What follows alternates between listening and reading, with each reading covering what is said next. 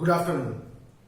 हम लोगों ने लास्ट क्लास में देखा था कि बंगाल में किस तरह से अंग्रेजों ने राजनीतिक सत्ता हासिल की। How Britishers they gained political throne in Bengal. तो बंगाल में इन्होंने दो वॉर्स के थ्रू ये पॉलिटिकल थ्रोन प्राप्त किया। पहला था battle of Plassey and battle of Buxar. The most important thing, battle of Plassey, battle of Plassey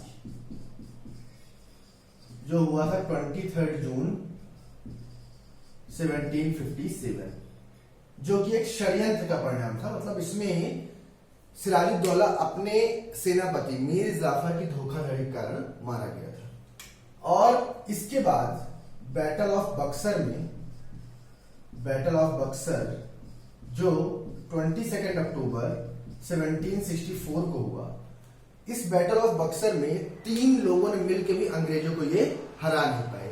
इन तीनों सेनाओं में मीर कासिम, शाह आलम II और अवध का नवाब सिराजुद्दौला, ये तीनों मिलकर भी अंग्रेजी कमान हेक्टर मुनरो के हाथ में थी और उसके बाद भी इन्हें ये हरा नहीं पाए।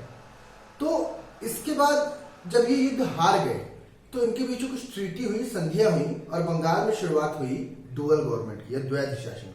तो आज मैं उसी के बारे में बात करने वाला हूं। अब यहां हम देख सकते हैं कि after battle of Buxar treaty of Allahabad, battle of Buxar के बाद ट्रीटी ऑफ इलाहाबाद या इलाहाबाद की संधि हुई। इलाहाबाद की संधि, इलाहाबाद की ये पहली संधि थी। इलाहाबाद की ये पहली संधि थी जो हुई 12 अगस्त 1765। 12 अगस्त 1765 को इलाहाबाद की पहली संधि हुई। ये जो हुई ये अंग्रेजों के बीच में और शाह आलम II के बीच में हुई, जो मुगल सम्राट था। शाह आलम II के बीच में। इस संधि में यह डिसाइड किया गया कि जैसे ही 12 अगस्त को इस संधि में यह डिसाइड किया गया कि अवध से दो चीजें ले ली गई। अंग्रेजों ने अवध से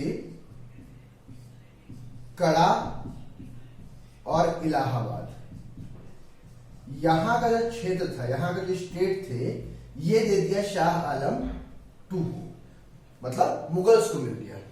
मुगल्स को ये दे दिया और प्लस इसे 26 लाख रुपीज दिए। 26 लाख रुपए जो इसकी पेंशन थी, इसका सालाना खर्चा था। और बदले में इन्होंने अंग्रेजों को मिल गए एक राइट, दीवानी राइट्स मिल गए। तो अंग्रेजों को दो तरह के अधिकार मिल गए थे। एक थे दीवानी राइट्स और दूसरे थे निजामत। दो तरह के अधिकार इन्हें चाहिए थे। तो शाह आलम II से इनकी पहली संधि हुई, इलाहाबाद की पहली संधि जो 12 अगस्त 1765 को हुई। इस संधि में अवध के नवाब से इन्होंने कड़ा और इलाहाबाद का क्षेत्र लिया और मुगलों को दे दिया। और शाह आलम II अब एक पेंशनर बन के रह गए, जिसे सालाना 26 लाख रुपए दिए जाते थे। और अंग्रेजों ने दीवानी और निजामत के अधिकार ले लिए। अच्छा, दीवानी का अधिकार तो यहां से लिया। अब ये थे क्या? दीवानी क्या थे? फौजदारी मामले।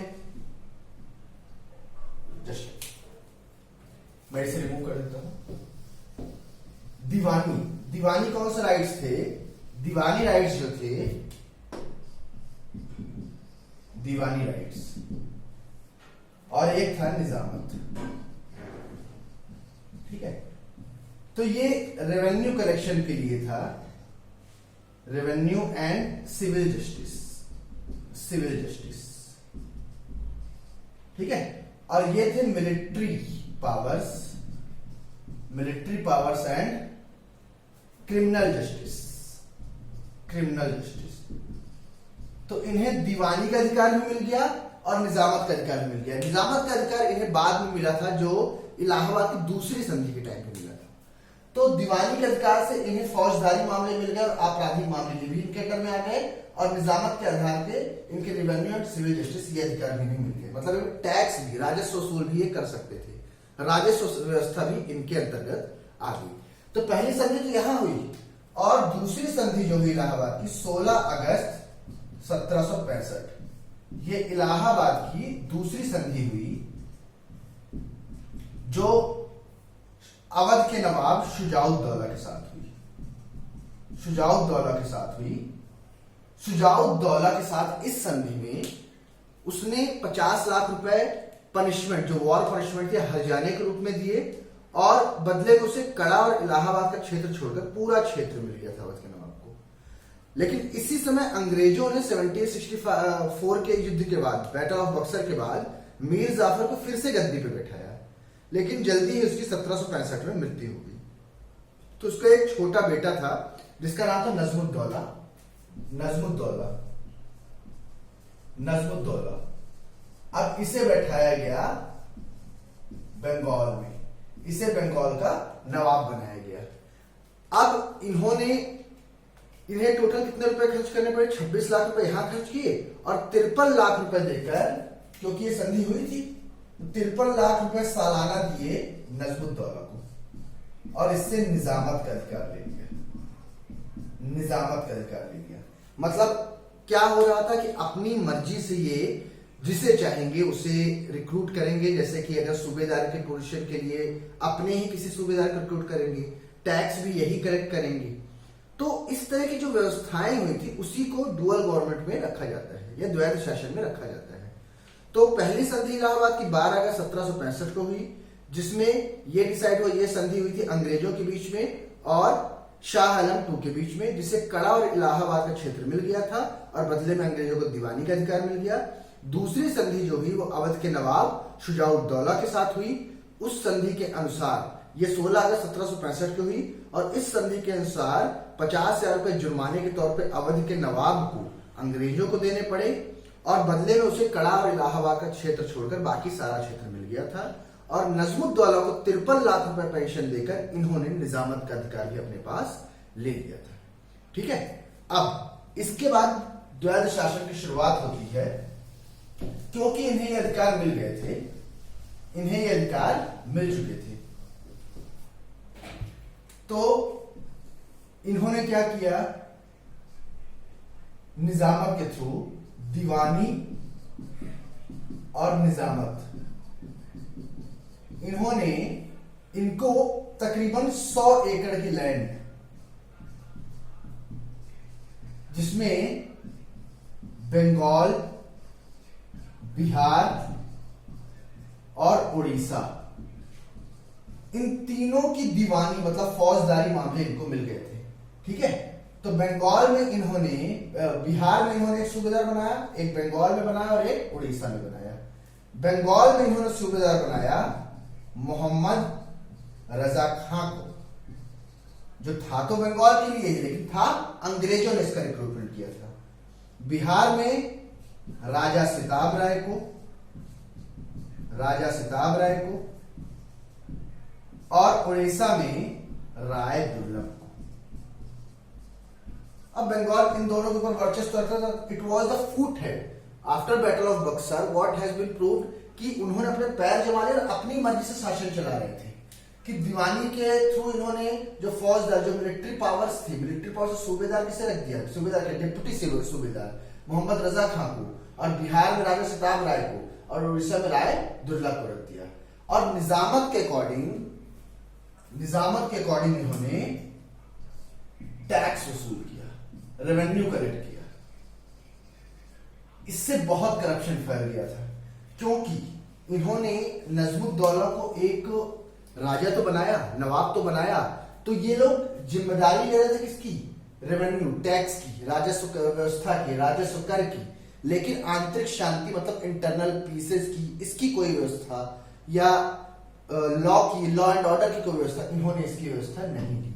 तो एक तरह से देखा जाए, जब इनके ही अधिकारी रिक्रूट हो गए थे, बंगाल, बिहार, उड़ीसा में इन्हें अधिकार मिल गया था दीवानी का, और निजामत के माध्यम से इन्होंने बंगाल को खूब लूटा। ठीक है, और इससे बंगाल के ऊपर काफी डेब्ट भी हो गया, कर्जा भी हो गया।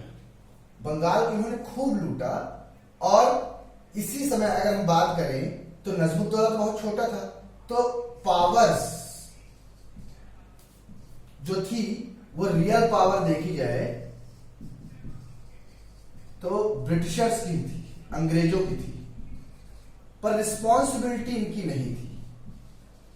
अंग्रेजों ने रिस्पॉन्सिबिलिटी नहीं ली, मतलब ये टैक्स कलेक्शन की रिस्पॉन्सिबिलिटी तो ले रहे थे, टैक्स कलेक्शन कर रहे थे, अपनी पावर्स थी, क्योंकि वर्चुअल लीडर्स जो थे, वर्चुअल पावर्स इन्हीं के पास थी।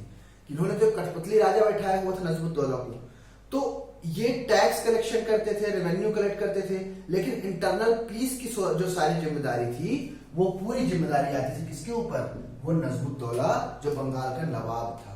तो उत्तरदायित्व जो था या रिस्पॉन्सिबिलिटी जो थी वो किसने ली? अंग्रेजों ने उत्तरदायित्व नहीं लिया, उन्होंने केवल टैक्स कलेक्शन और लूटने पर ध्यान रखा, उन्होंने कानून व्यवस्था या आंतरिक शांति की तरफ ध्यान नहीं दिया, और वो सारी जिम्मेदारी आ गई नजमुद्दौला के ऊपर।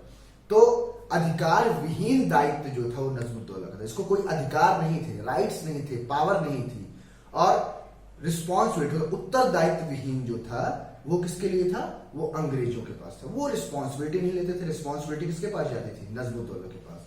यही था डुअल गवर्नमेंट या द्वैध शासन, और इस द्वैध शासन के माध्यम से, निजामत और दीवानी के माध्यम से अंग्रेजों ने बंगाल को बहुत लूटा, और इसी समय 1770 तक अ ग्रेट फेमाइन, अकाल पड़ा बंगाल में, बहुत बड़ा अकाल पड़ा, ठीक है, और 1770 में करोड़ों लोगों की मृत्यु हो गई, मतलब 1/3 पॉपुलेशन जो थी, 1/3 पॉपुलेशन वो भूखमरी का शिकार हो गई, क्योंकि लोगों को मजबूर किया जा रहा था, कई जुलाहों ने अपने अंगूठे तक काट लिए थे, क्योंकि उन्हें मजबूर किया जा रहा था कि वो जबरदस्ती कम दामों पे, एक्सप्लॉयटेशन ही होता है ना, पैसे ज्यादा ना दिए जाए और उनसे काम लिया जाए, तो बहुत कम दामों पे इनसे काम लिया जाता था। तो पूरे बंगाल में भ्रष्टाचार और अराजकता का माहौल फैल गया था। It was a total state of the corruption. So इन सब चीजों से जब इन्होंने लूटा तो बंगाल में तो अब अधिकार जो था, रियल अधिकार जो था वो अंग्रेजों का ही था, केवल पावर्स दिखाई दे रही थी नजमुद्दौला की। यही था कॉन्सेप्ट द्वैध शासन का, डुअल गवर्नमेंट का। और इसी समय को के.एम. पनिक्कर ने इसी समय को कहा था डाकू राज्य, स्टेट्स ऑफ डकैत। और पर्सिवल स्पीयर ने कहा था कि दुनिया में कोई भी सरकार इतनी भ्रष्ट और लोभी नहीं हो सकती जितनी भारत में कंपनी की सरकार है ना। कोई दूसरी सरकार इतनी ग्रीडी, इतनी लोभी नहीं हो सकती जितनी भारत में कंपनी की सरकार है। तो इस तरह से जब ये चीजें हुई तो बंगाल में पूरी तरह से अंग्रेजों का आधिपत्य हो गया। तो बंगाल में हम देख सकते हैं शुरुआत हुई थी बैटल ऑफ प्लासी से। बैटल ऑफ प्लासी के युद्ध के बाद बैटल ऑफ बक्सर, और बैटल ऑफ बक्सर के बाद through the Nizamat and Diwani, because they have recruited their own subedars और डिप्टी सूबेदार्स, एंड इसके माध्यम से, इसके थ्रू इन्होंने बहुत ज्यादा टैक्स कलेक्शन किया और करप्शन बहुत ज्यादा फैल गया। इन्होंने आंतरिक शांति की जिम्मेदारी नहीं ली, इसकी जिम्मेदारी नजमुद्दौला के ऊपर रख दी, और इसी द्वैध शासन की वजह से इन्होंने बंगाल को खूब लूटा, और फाइनली बंगाल का पूरा आधिपत्य अंग्रेजों के हाथों में आ गया। इस तरह से द्वैध शासन की कहानी होती है। अगले क्लास में हम पढ़ेंगे किस तरह से अंग्रेजों ने अपने राजनीतिक सत्ता को फिर आगे बढ़ाना शुरू किया। अब इसके बाद हम मैसूर के बारे में